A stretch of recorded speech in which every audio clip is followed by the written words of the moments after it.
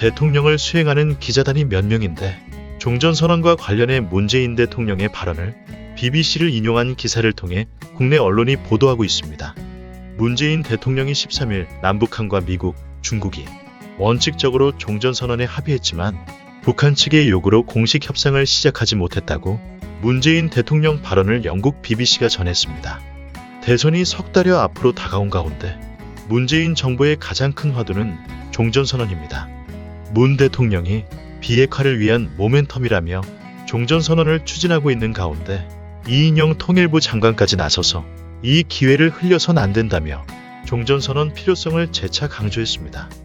이재명 더불어민주당 대선 후보 역시 같은 입장을 밝히자 야당은 이 모습을 보며 여권의 신북풍몰이로 규정하고 거세게 비판하고 나섰는데 전쟁을 그만하자는 것이 북풍몰이라니 어이가 없습니다. 북한의 요청으로 아직 협상 자리가 마련되지 못하고 있다는 사실이 처음으로 공개적으로 알려지게 된 계기는 호주를 국빈 방문 중인 문 대통령께서 14일 호주 노동당 대표 알바네이지를 만난 자리에서 밝혔기 때문입니다. 이전까지는 문안을 놓고 미국과 조율 중이라는 소식이 마지막 소식이었습니다. 남북미중이 원칙적으로 동의하는데 북미회담은 왜 열리지 않는 것일까에 대해서도 문재인 대통령은 북한의 요구로 미뤄지고 있다. 이렇게 설명했습니다. 북한이 그동안 주장해온 적대 정책 철회라는 것을 주장한다는 이야기입니다. 전부는 아니더라도 일부 제재라도 미국이 성의를 보여야 한다는 것이고 자신들은 2018년 하반기부터 ICBM과 핵실험을 동결했는데 미국은 아무것도 한 것이 없다는 것입니다. 바이든 행정부 대북 정책은 하나가 아니라 두 개입니다. 하나는 누구나 아는 것처럼 북한의 완전한 비핵화입니다. 핵 확산을 반대한다는 미국의 의지를 국제사회에 보여주는 정책입니다. 다른 하나는 이것입니다. 북한이 더 이상 핵 활동을 하지 않고 IAEA 등의 사찰을 받으면서 현재의 수준에서 동결하는 것입니다. 두 번째 방안이 바이든이 집권한 초기에는 현실적이라며 더 우세했지만 이것을 전면에 내세워 정책화하는 것은 미국이 할 수 없는 일입니다. 만들고 나면 미국이 인정해준다라는 잘못된 신호를 줄 수도 있고 미국이 북한에 굴복한 듯한 인상을 주기 때문입니다. 첫 번째든 두 번째든 같은 문제가 있습니다. 군사행동으로 해결 보는 것이 아니라면 북한이 대화 테이블에 나와야 한다는 것입니다.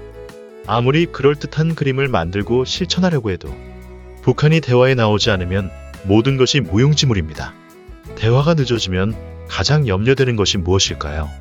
미국 입장에선 ICBM이 개량되고 핵탄두가 소형화되는 것입니다. 우리나라를 포함해 주변국은 핵탄두의 소형화와 수가 늘어나는 것입니다.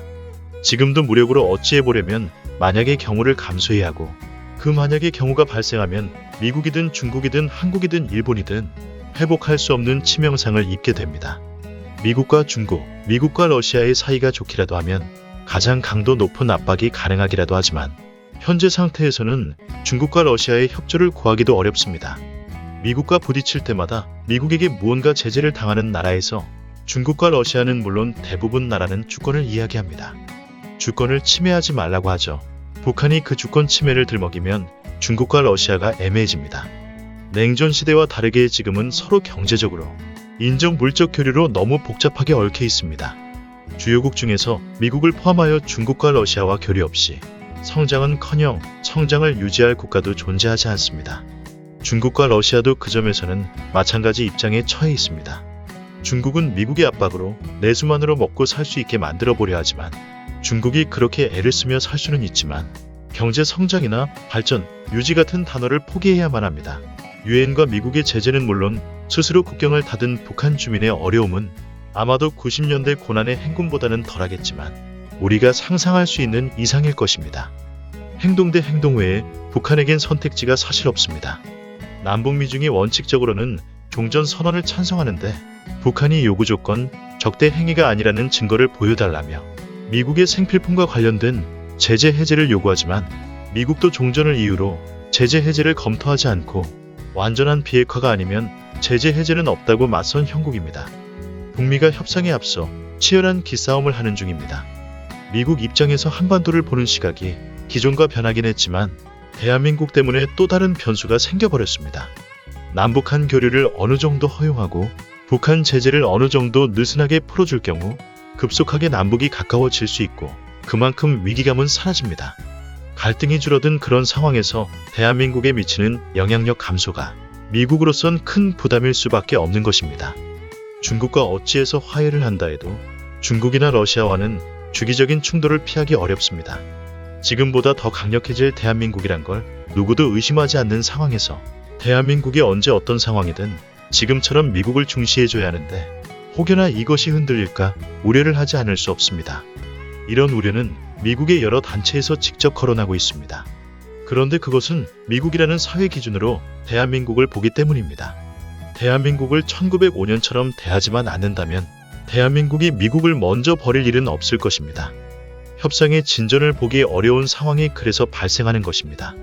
문재인 정부에서 무조건 미국, 일본 추종이라는 틀을 깨고 밖으로 나왔습니다. 틀을 깨고 밖으로 나오니 세상은 대한민국의 격을 높여 대접하고 있습니다. 아직도 많은 분들이 달라진 한국 위상을 전하면 국뽕이라며 애써 무시하려 하지만 국뽕일까요? 국뽕은 있는 사실을 과장해서 해석하고 나타난 현상을 왜곡하면서 한국만이 특별하다며 스스로 치켜세울 때 그것을 국뽕이라 하고 그런 채널이 없는 것은 아니지만 대체로 해외 소식을 그대로 전하는 수준인 경우가 많습니다. 그런 소식조차 생소했었기에 국뽕이라 말하고 의심하는 눈초리로 바라보고 적응하기 어려워하는 것입니다. 호주 총리 모리슨이 이런 말을 했죠. 자신이 4번이나 초청해서 겨우 모실 수 있었다고 말했습니다. 호주의 코로나 국경 봉쇄는 상상을 초월했습니다. 자국민의 입국도 막았고 심지어 해외로 원정을 떠난 호주 국가대표의 입국도 막아버린 나라입니다. 그런데 한국인이라면 백신 패스를 적용하겠다고 합니다. 자원 협력 강화와 방산 수출도 쾌거라면 쾌거지만 모리슨 총리의 발언과 백신 패스 발표는 한국이란 나라가 어느 정도 위치에서 국제사회로부터 신뢰를 받고 있는지 현재 대한민국의 위상을 대변해주고 있습니다. 그리고 중요한 것이 또 하나 있습니다. 인구가 우리의 절반에 불과하지만 호주는 자원 강국이며 경제 부국입니다. 대표적인 친미 국가이기도 하고 미국 군사안보 정책에 가장 빨리 반응하는 국가입니다. 호주는 문재인 대통령 방문에 많은 선물을 안기면서 반중 정책에 함께하자고 직접 제안했습니다. 문재인 대통령은 망설이지 않고 너나 열심히 하세요라고 말했습니다. 기자회견에서 모리슨 총리가 기분 나쁠 만도 했지만 뉴스를 통해 보면 호주 일정 내내 극진한 환대를 받았습니다. 이전에도 그랬지 않았느냐고 반문하는 분도 있을 것입니다. 사실 2019년 이전까지 호주는 호주의 주요 무역국임에도 한국을 그다지 중요한 상대 국가로 인식하지 않았습니다. 아시아에서는 일본과 중국 정도가 호주의 중요 국가였습니다. 중국의 사드 보복이 여전한 상황에서 트럼프는 한국산 제품에 폭탄 관세를 부과했습니다. 그런 상태에서 아베가 수출 규제라는 허무맹랑한 조치를 취하고 2019년 한국은 정치, 경제, 안보에서 사실 중대 기로에 서는 해가 되었습니다. 경제 성장이 멈춘 해였고 2020년에 코로나가 터졌습니다. 한국이 이 어려움을 거뜬히 견디는 것을 세계가 보았고 호주도 지켜보았습니다. 한국은 방위비로 트럼프와 부딪혔고 한일 지소미아를 건드리면서 미국 정책을 흔들었습니다. 그것도 미중 갈등이 점점 심해지는 상황에서 그랬습니다. 한국이 독자적인 외교 노선을 이어가자 한국을 바라보는 세계의 시선이 변했고 호주의 태도가 비로소 변했습니다. 지난 68년의 휴전 역사를 통틀어서도 한반도 종전에 대해 이처럼 관련국들의 지지와 의지가 모이고 논의가 구체화했던 국면은 없었습니다. 대한민국이 힘이 있기에 가능한 일입니다.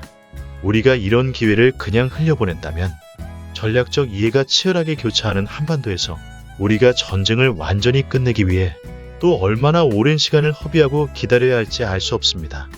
그런데 야권은 거세게 반발하고 있습니다. 대선을 앞두고 정부와 여당이 합세해 북풍몰이를 하고 있다는 주장인데 머릿속에 국민민복은 없고 온통 표계산만 가득 찬 모습입니다. 심지어 나경원 전 국민의힘 의원은 미국을 방문해 종전선언 반대 로비를 하고 돌아왔다고 하죠. 12일 페이스북에 글을 올려 이재명 후보를 저격하려고 이런 말을 했습니다. 이 후보는 일본 정부가 무조건적인 종전선언에 반대하니 그 주장에 동조하면 친일이라고 한다면서 그럼 종전선언을 반대한 영킴, 마이클 맥코리온을 비롯한 33명의 미 연방하원도 친일 의원이냐고 반문했습니다. 나경원 전 의원의 질문에 제가 대답을 해드리지요. 미 연방하원 33명은 미국에서 대표되는 친일 의원이 맞습니다. 그들의 지난 행적을 보면 나경원 전 의원보다 더 친일이면 친일이지 덜하지 않습니다. 그런데 그들은 친일을 해도 미국 국익을 우선해서 행동합니다. 국격이 높아졌는데 대한민국에서 제1야당 대표단이 방미하고 전 대표가 방미해서 미국 의원들을 만나고 다니지만 미국에서 어떤 언론도 기사는커녕 취재도 하지 않습니다. 나경원 전 의원님, 그 이유를 아십니까? 미국 정치인들이 당신들을 이용할 때 앞에서는 웃어주지만 가장 혐오하는 부류가 4대 안보 좀비 근성으로 무장된 당신 같은 사람들입니다. 제 나라에서 전쟁을 이어가게 해달라는 자들을 미국이 존중하리라 생각합니까? 당신들을 보면 왜 그러고 사는지 그저 답답합니다. 지금까지 궁금TV가 전해드렸습니다. 시청해주신 여러분 고맙습니다.